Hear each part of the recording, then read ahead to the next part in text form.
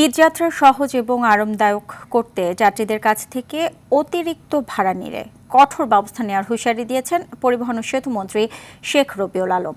এদিকে 10 মার্চ বগুড়া 9 রাজধানীর করাইল বস্তি থেকে ফ্যামিলি কার্ডের উদ্বোধন করবেন প্রধানমন্ত্রী তারেক রহমান। সচিবালয়ে প্রধানমন্ত্রীর সাথে বৈঠক করে একথা বলেন সমাজ কল্যাণমন্ত্রী ডাক্তার AJM জাহিদ হোসেন। বিস্তারিত বিল্লাল হোসেনের রিপোর্টে। মঙ্গলবার সকাল 9টায় সচিবালয়ে আসেন প্রধানমন্ত্রী তারেক রহমান। দিনের কর্মসূচিতে প্রধানমন্ত্রীর সঙ্গে কোস্ট গার্ডের মহাপরিচালক রিয়াল এডমিরাল জিয়াউল হক সাক্ষাৎ করেন। রেল পরিবহন ব্যবস্থাপনা উন্নতির বিষয়ে প্রধানমন্ত্রীর সঙ্গে বৈঠক করেন রেল ও সড়ক মন্ত্রী ও প্রতিমন্ত্রী। বৈঠক শেষে মন্ত্রী শেখ রবিউল আলম বলেন, ঈদ যাত্রায় নির্দিষ্ট ভাড়া বাস্তবায়ন করবে সরকার। নির্দিষ্ট হারে নিতেই হবে, যে ভাড়া আছে অঙ্গীকার না, শুধু এটা বাস্তবায়ন করা হবে। ভাড়া বাড়াবে না, যাত্রী সেবার মানও ঠিক রাখবে, যানজট যাতে না হয়, টিকিট যেটা আছে সেটাও তারা স্বচ্ছতার সাথে আপনার সেল করবে।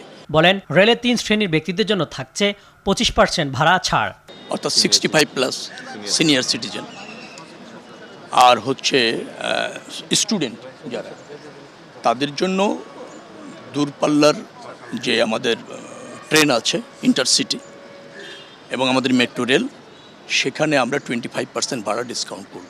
ফ্যামিলি কার্ড বিতরণ নিয়ে প্রধানমন্ত্রীর সাথে সাক্ষাৎ শেষে সমাজ কল্যাণ মন্ত্রী বলেন, 10 মার্চ রাজধানীর করাইল বস্তি থেকে উদ্বোধন হবে ফ্যামিলি কার্ড। ঢাকার যে 17 আসনের যে করাইল বস্তি, করাইলে ইনশাআল্লাহ ওখানে উনি ফ্যামিলি কার্ড বিতরণের কর্মসূচির শুভ উদ্বোধন করবেন। অরিজিনাল প্ল্যানিং যা ছিল তার থেকে প্রায় 6 গুণ বেশি কার্ড লাগতেছে।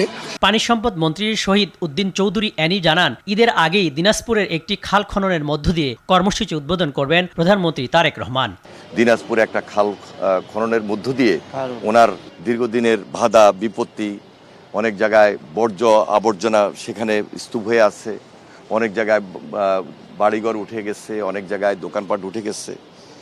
আইন অনুযায়ী যেটা নিষ্পত্তি করার মাধ্যমে এই খাল খনন প্রক্রিয়াকে ত্বরান্বিত করা যায়, সেই দিকে আমরা বিশেষ নজর রাখব। পানি সম্পদ মন্ত্রী আরও বলেন, আগামী 5 বছরে 20,000 কিলোমিটার বেশি খাল খনন দৃশ্যমান হবে। বিল্লাল হোসেন, RTV, ঢাকা।